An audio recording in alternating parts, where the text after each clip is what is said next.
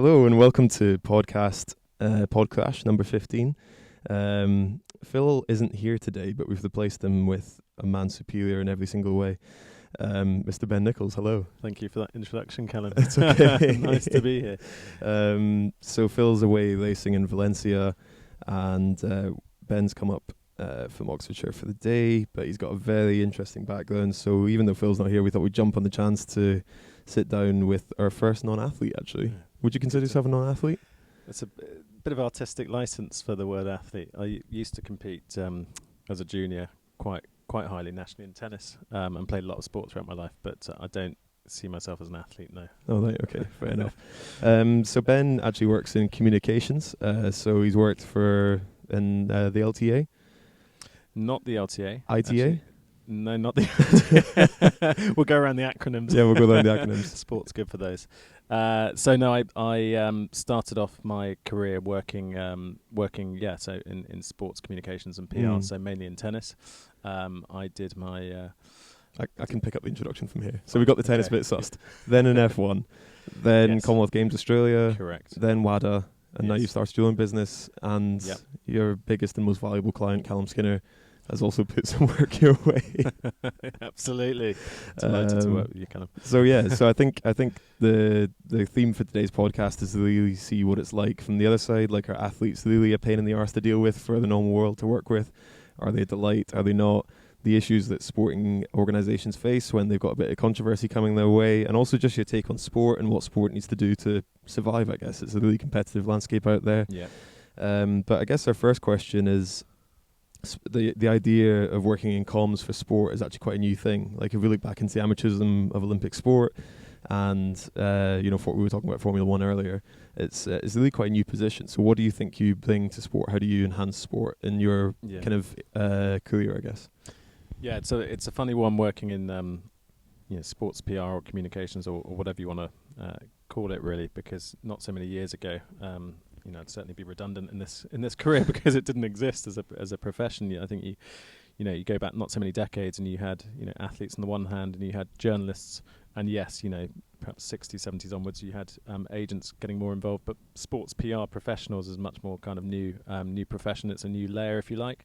I don't think it's always all good. There is a lot of I guess a lot of kind of extra layers that get put into the process by having PR people. A lot of sort of protection, a lot of I guess sort of comfort blankets being put in for athletes, when sometimes from a sports fan point of view, you probably just want to hear from the athlete uncensored without the sort of spin doctors involved.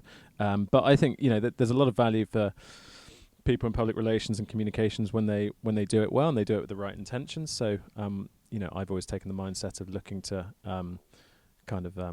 when I'm working with people to very much have an open approach with media. So how can I promote who I'm working for? How can I get across the best about their character and identity? And character and identity is something I talk about a lot.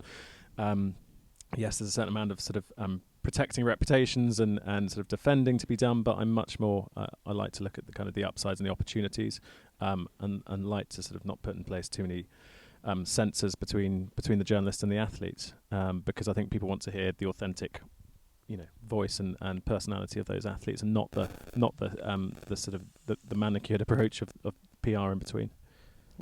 So I guess from like a sports fan's perspective, do you feel as if there's still a place for the athlete to be candid, I guess? So Formula 1's a great example. When you see those guys giving interviews in the mix zone afterwards, there's always someone from the team with a dictaphone. Yeah. And I guess the presumption is that, well, first of all, why do they have a dictaphone? Are they there just to pick up to make sure if something's misconstrued in the press, or are they there just to kind of monitor the contracts and see if they bring the team into disrepute at any point? Yeah, I can tell you why, because that was me several years ago. It's very visible in F1 because, like you say, on TV you see the driver there and you see their press officer right by them. They're very much a visible part of the team.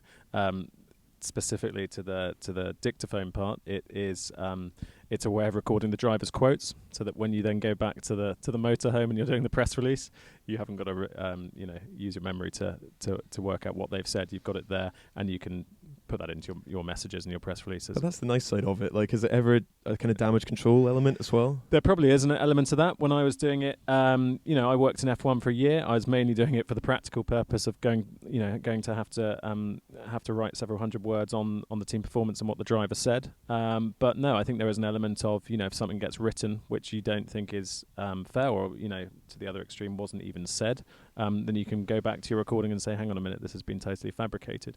So there is an element of that, and I think that's the PR practitioners, they're always thinking about what gets said, what gets misconstrued, and how their kind of client is represented. So there's definitely an element. But you had a pretty tense time because you were working for Romain Grosjean, and when he was in for the Leno team in F1, and round about that time he was known for causing a few instances. Like I think Sebastian Vettel took a whole bunch of issues with him crashing all the time, and always thought that he was a liability on the track. He's quite often starting from the back or fighting with the stewards. Yeah. So a lot of those kind of points would have been quite tense, I guess. Yes, especially when you got Sebastian Vettel giving an interview slagging off Romain Grosjean next to you in the mixed pool, I guess. Yeah, I mean, my recollection of it, I didn't see that as the kind of forever issue that season. There was a lot of different things going on, and I think generally the F1 paddock is quite high octane as it is. There's a lot of strong nice pun. There you go. I'm always one for a pun. There's a lot of strong personalities. A lot of people you put those drivers together. You put the team mechanics together. You put the PR people together. You put the commercial heads, the agents together in a very high octane, high adrenaline atmosphere where people are lacking sleep. They're in town for a couple of days. It's like a road show. There's a lot of tempers fraying, and generally, I think yes, it's a lot of competition in that sport. It's very competitive. You see the competitiveness between the drivers, and I think that comes across on TV. And yes, in the paddock, you see that as well. And there's all these storylines and dramas and things. I think as a press officer or someone working in the the PR or commercial side of the team, a lot of that is background noise. And yes, sometimes you'll have to clarify things or put across your position from the team, but a lot of that is people creating stories out of what's often nothing. Do you ever have you ever been dealt with an athlete that's gone totally off piste? So we always used to wind up the equivalent in British cycling and saying, at the next interview I'm going to say Lance Armstrong is my hero. Deal with it. I mean, we never would, but it was just to wind them up a little bit and get them on edge. But do you, first of all, is there like a bit of tension between you, thinking, oh my God, what's this loose cannon going to say? And if they did ever go off and won, like, how do you deal with that? Yeah, do you know what? I'm casting my mind back, and I can't recollect. It will probably come to me after we're off there. I can't recollect any time when I've really thought, oh God, they've put their foot in it. I'm really going to have to scurry around and try and think about how we deal with this. That said, I have seen it often happen elsewhere, and I think if we went back to a different era when there perhaps weren't so many PR people involved, and actually there was an era where athletes were perhaps more outspoken and more maybe themselves, and less worried about how things are construed in the media, or less worried about what can be said on Twitter about them and so forth. They're perhaps a bit more free speaking, and they did say these things. But then again, you go back to an era 30, 40 years ago. The things we might consider controversial now might not have been then. They were just personalities or characters. So there is an argument for have many athletes become a bit kind of had their personalities sanitized because they're worried about how things will be portrayed. And is that a healthy thing when I think a lot of sports fans do want to see genuine personalities out there? So in the nicest way possible, In the nicest way possible, you guys are known for like turning a negative into positive. Like there's nothing, a good PR comms guy, there's nothing they can't spin. Yeah. So I put you in a scenario with a cyclist, which happened a few years ago. So you had Bradley Wiggins at a Skoda event, and they asked Bradley, how's the Skoda? And he went, fuck Skoda. I wouldn't even have my mum drive one of them. How do you manage to save that situation? I think it's got to be a classic sort of well, Bradley is Bradley. Yeah. Boris is Boris. Or is that just one of those situations where you have to just put your hands up and say, like, there's nothing I can do with it? Do you know what? I genuinely would go into that and think, what's the big deal? He's expressed a personality, a point of view. We all have points of view. Some of us mute them more than others. Actually, in an age when things are really sanitized and things are so kind of messaged and sort of manicured, why isn't it good for people to be outspoken? Free speech is something we I think should value, There are times and places when you should maybe bite your tongue more than others, but I think by and large go into these situations and think, well, this is a bit of fun. It's created a talking point. Someone else will have another point of view. Let's have a chat about it, because that's actually real life. The more we try and box things in and create dramas or scandals out of things, which in the grand scheme of life are not that big a deal, the more I think we scare people from even airing those points of view. And I think by and large you've got to kind of open it up and have a bit of a laugh about it. Okay, so obviously Skoda wouldn't be too happy about that situation. No, maybe they wouldn't have a laugh about it, but I think... and you're the kind of middleman, I guess, aren't you? You're trying to construe it to keep everyone appeased and happy, I guess. I think it's maybe to directly answer your point, maybe in a situation like that, you're trying to give people a sense of perspective. There's no spinning to be done there. He's expressed a view, and I'm sure it's a genuine point of view he had at that moment in time, but you get people to see the other parts of the athlete's personality, and maybe they think, okay, well, it's just one flippant comment. Well, let's pick on a more marginal point then. So, and taking it back to tennis as well, we had Andy Murray quite famously said that he wanted anyone else but England to win at the World Cup, and that went ballistic across, and he was portrayed as being anti-English, this dour Scotsman who hated the English, hated this and that. So that was spun one way, but how would you try and, say if you're working with Andy Murray, how would you try and spin it the other way? A storm in a teacup, to be honest, which again, I imagine if you responded like that, it might fan a few flames, but the reality is, you look at, from what I have seen about Andy over the years and what I know about him, you look at the bigger picture, there's no sort of anti-English there. It's a comment, a bit of a joke. I think people kind of jump onto one particular thing that someone said and trying to extrapolate it into that's their personality or that defines them, and no, it doesn't. There are plenty of things they'll say which don't get picked up on air, which would kind of totally counteract that. So I think you've got to you're trying to give people a sense of perspective, and yes, they could, maybe you're communicating something for the athlete, saying there was no intention of X or Y, how it's being construed at that moment in time. But let's move on here. Look at all the good things that he's doing, or the other points of view which you do agree with. And I think just try and have a sense of perspective, and not get wrapped up in one comment which feeds into this idea that someone's anti something. And I guess you have to do a bit of kind of building people back up after they have a bad experience like that as well. So he obviously, I think he kind of went a bit more introverted after that, because he was like, this isn't what I think, it's been construed the wrong way, and oh God, how do I get past this? Yeah, absolutely. I think there is a building up job. I think as much as you say, have a sense of perspective, things stick with people for a while, whether they should or not. So I think there is a sense of building it up and building up that brand, and showing all the good sides of the person's personality, and what they do for the sport on the court. Obviously, they let their performances do the talking, but also what they do to kind of better their sport, or work with others. Whether it be in charity, whether it be for the good of the game. And you've got to I think show people that bigger picture of who they're about, and then people make their own judgments. And as the years pass, then people will say, okay, they made that comment once, but look at all this other stuff. And people take a bit more of a balanced point of view. So there is a job as a PR person to be done, certainly. Whether you agree with it personally and you think this has been totally overblown, that's your personal views. So we'll move on to the national governing bodies and WADA you've worked for as well in a second. But I'd quite like to pull your comparisons on the difference between working in tennis and working in F1, to probably, to put it bluntly, a kind of upper class sport, I guess, like that. So you'd think the similarities would be quite similar, but how did you find the difference working between those two different sports? They are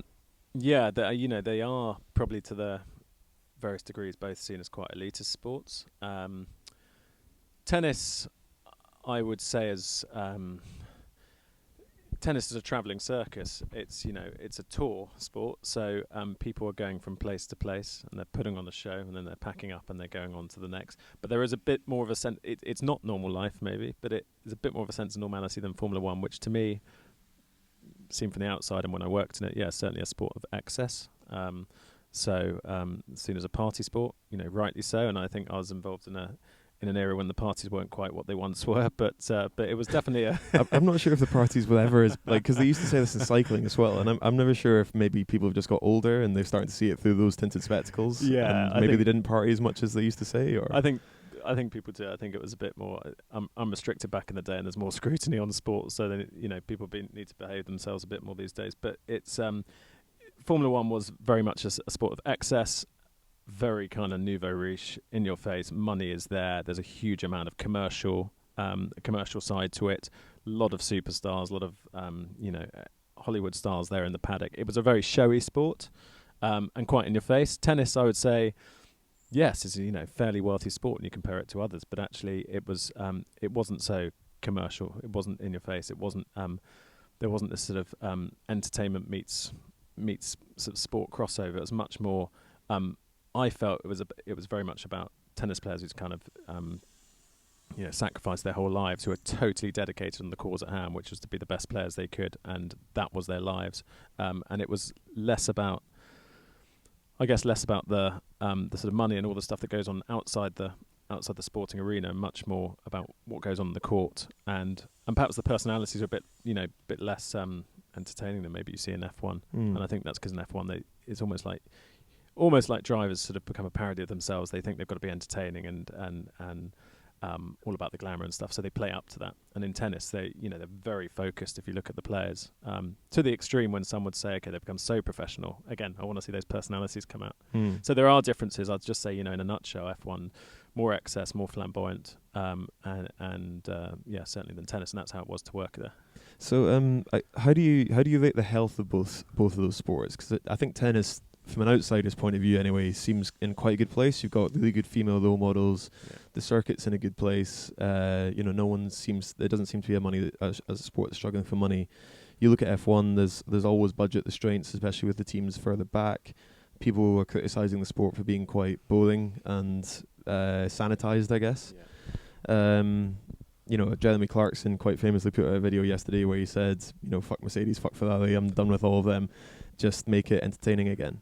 As a person who's worked in both sports, do you agree with that assessment? And if so, what do you think Formula One needs to do to kind of get itself back in the mainstream, I guess? Yeah, I've got to mitigate my answer by giving my own background. I've never been a huge motor racing fan, petrol head. I've always been a tennis fan, so that's where I come into this from.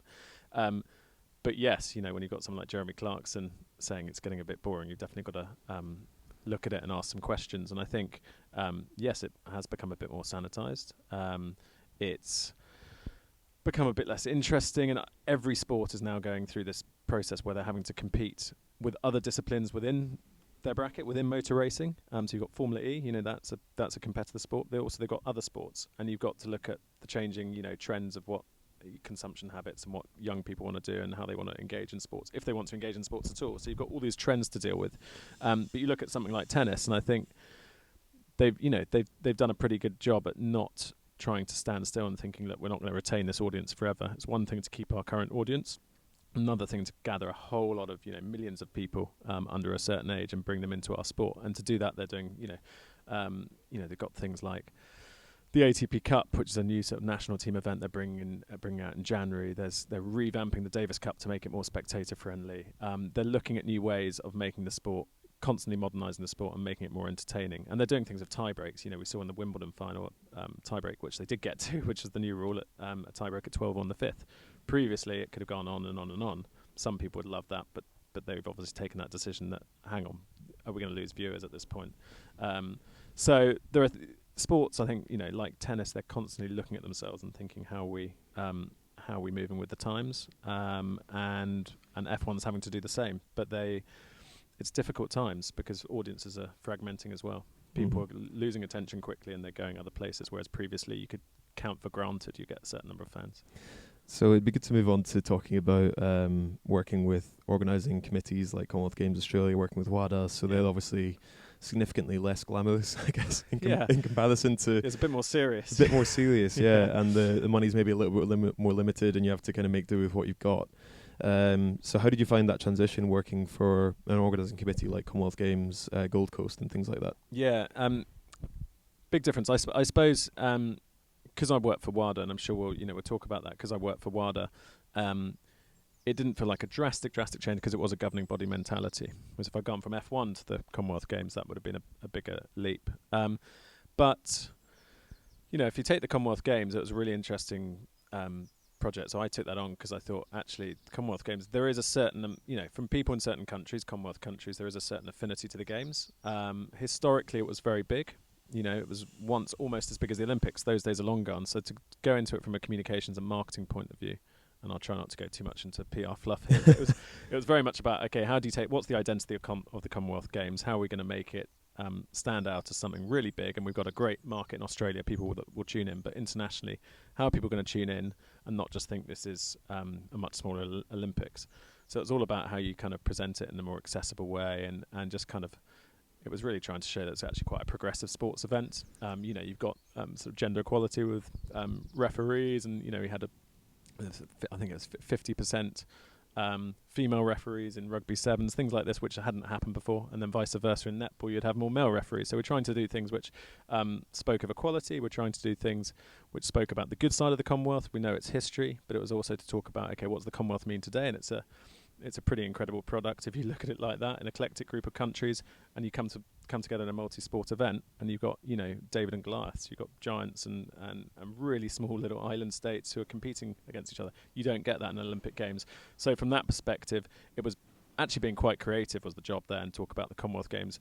The games will go on regardless, but how do you talk about it and present it into something which is different than no other sports event? So a certain amount of it was serious governing body stuff and, ticking boxes and the regulations and all those kind of things. But a certain amount was actually trying to make it into quite a kind of, entertaining 2-3 weeks. I guess the equality angle is where it's kind of built, because you also had the inclusion of para sports, which you don't get in the Olympic Games as well. And there's some really good stories come out of the small nations, because you had the guys from St. Helena who have to basically be on a boat to Cape Town for I think 3 weeks or something like that, and then they've got to fly from Cape Town all the way over to Australia and stuff like that. So there's some really interesting little anecdotes. But I think the disparity of how different countries buy into the Commonwealth Games is something that maybe people don't always appreciate in the UK.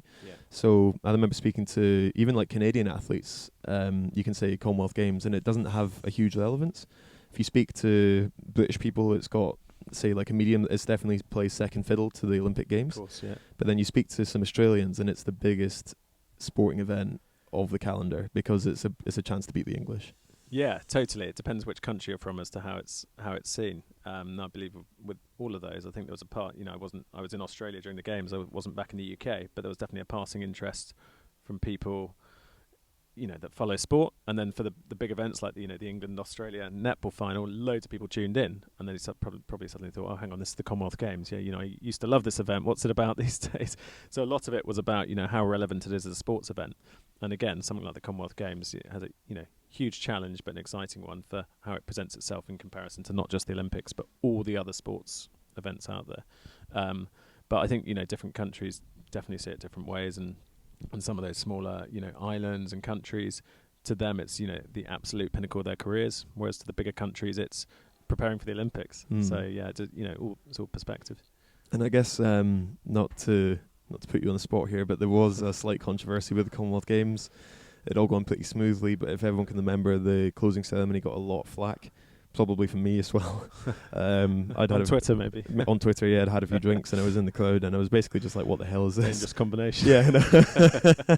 Never go on Twitter while you're drunk in a foreign time zone. Yeah, exactly. So how was that perceived from you guys being in the organising committee? Was it a bit of a kind of bitter taste after what was quite a successful Games to have it almost not tarnished, but not of the best ending with such a poor closing ceremony, I guess? Yeah, I guess it was disappointing that it's at the end. So you've had a fantastic Games, and it really was a fantastic Games, and it came across so well, and so many people said how they really enjoyed the Commonwealth Games. It's disappointing that there was that sort of ending to it where it didn't please everyone, and we all know how didn't please. How who did it please? That's where I turn the screw comment here in this one. Yeah, this is what you're known for. Yeah. No, it's it's one of those things, and actually, again, trying to look at the big picture. If there's other things that could have gone wrong instead, I don't think it's the worst thing in the world. From the sporting side of things, it was very successful. People enjoyed it. There were some good stories coming out of it. The opening ceremony went well on the upside, so there's the PR side. Yeah, every negative, 50% of it went okay. Yeah.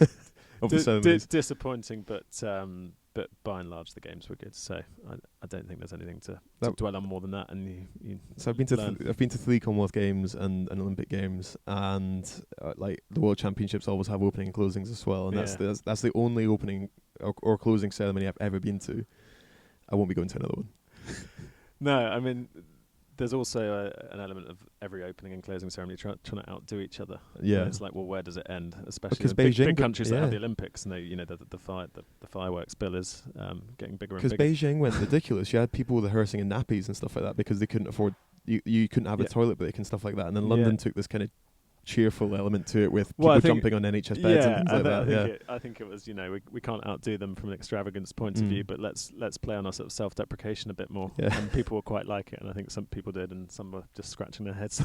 No, I actually occasionally still watch the London 2012 opening ceremony because that whole bit of like the Industrial Revolution and that change, that was amazing. It was fantastic, and definitely from a British point of view, I think, overwhelming majority of people thought it was pretty fantastic. Yeah, but everyone around the world was like, what's going on? Scratching their heads. Look at the newspaper articles at the time. They're saying this is a very insular British opening ceremony, but they liked it. Of your kind of most interesting jobs, I guess, was working for the World Anti-Doping Agency as head of media relations. Correct. Got that right. Got it right this time. And when you came into the World Anti-Doping Agency, that was just the beginning of the Lance Armstrong scandal. So that was a pretty tough task to take up as your first case, I guess. Well, so when I came in, looking back specifically at that time, it was just at the tail end of the Armstrong sort of saga, if you like. It was about 3 or 4 months after the whole Oprah Winfrey interview, and so it'd been, I think, definitely as I came into it, cycling was the big thing, and that was the sport everyone talked about with doping problems. And as I came into it from a WADA perspective, WADA had a pretty public battle, I guess, with the likes of the UCI and others over how that whole era was handled. And that's when I came in, and I certainly think, having not been in anti-doping and then to go into anti-doping, you see it as sort of like, well, this is as big as it gets, and these are huge problems, and these are big crises for sport. But of course, it went on to other crises, and they weren't in cycling, so it was only, it was the first of many. And I guess to say it was a crisis for sport is actually true, because Lance Armstrong was bigger than just cycling. The guy who'd come back from cancer and all this kind of stuff, and the Live Strong bands and all that kind of thing, like so much good work, and always been kind of had this minor shadow of him of being a cheat, and some people believed it, some people didn't. But like, how big an impact do you think that had on the whole anti-doping landscape, I guess? Yeah, it certainly has a big impact. I mean, from a anti-doping regulator point of view, whether you're a national agency or a global regulator like WADA, you go into all doping cases and all doping matters, and you do look at them objectively. You're taking out the celebrity, you're taking out all of that. But certainly from the outside point of view, obviously, the perception is that this isn't just another athlete that's done, been doping. This is someone of a certain stature and who's obviously been, perceived a certain way and lived their life a certain way, and had a huge fan base. So everything is amplified, and so the sort of the shock is greater. So let's bring it up to today then, because now you're working for yourself. Correct. Ben Nichols Communications.co.uk. Imagine the marketing meeting that led to that name. It was a tough one. So that was quite a big transition for you, because you moved from, I guess, there's a lot of people who seem to move into sports governance and sports administration, never really leave. It can be seen as quite a comfortable place. So for you to take a leap and start your own business is quite a big step. Yeah, no, I've always been one to take on new challenges and try and learn new things. And I think, I guess, starting up my own consultancy was the combination of my experience across the years and trying to say, right, I can do this myself and put all the bits that I've learnt,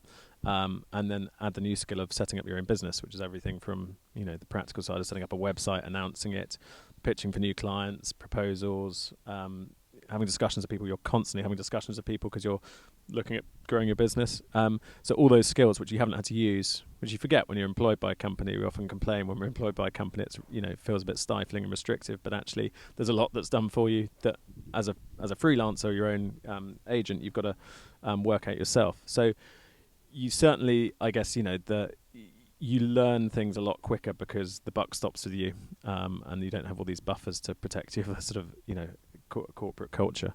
So I've learned a lot, and I've got to work with a bigger variety of people, working with athletes, working with organisations. I'm working in the International Swimming League as well as the sort of sports governance and reform side. So it's been pretty varied. So it keeps me on my toes. Are you able to talk a little bit more about the International Swimming League? Because to put that into context for the listeners, there was actually quite a public tussle for a little while, especially between Adam Peaty, who recently broke the world record yesterday. Yeah. Congratulations, Adam. Yeah. It was for your birthday.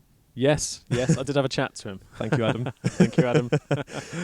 So can you talk about maybe what brought the International Swimming League to come about and try and explain that controversy for people and also what it might add to the sport? Yeah, I've actually done a couple of sort of opinion pieces for what it's worth on the International Swimming League because I think it's it's almost symbolic of what many of us in sport, whether it's those working on the kind of athlete reform side, global athlete, whether it's the media following it, any of these kind of commentary subjects, I guess, the ISL is potentially, the absolute symbol of what's going to happen with sport in terms of Olympic sport, I should say, in terms of trying to modernise the way it becomes, more athlete-centred. It gives athletes more rights, whether it's their marketing rights, making greater personalities out of them, trying to help them really kind of showcase their sport and make it into a professional sport rather than,